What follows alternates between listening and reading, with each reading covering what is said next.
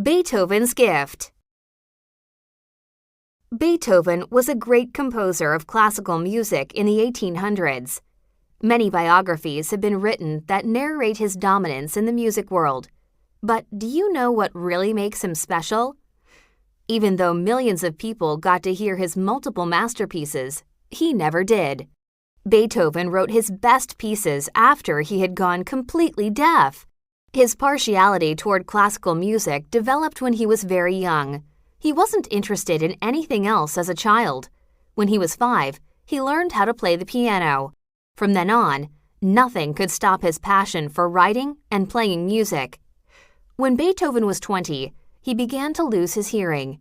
He got acute, spontaneous pains in his ears. His hearing kept getting worse over time. It was inevitable that he would eventually lose it altogether. It was very hard for him to keep writing music. He lost the virtue of patience, and he became notorious for his aggression. Still, he never stopped trying. His passion for music compelled him to keep performing, even after he was deaf.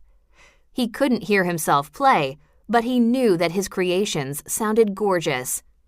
His final concert was held and was to be his finest. He gave the musicians a cue, and they began to play. He directed the concert with all his heart. He couldn't hear the music, but he said that he could feel it.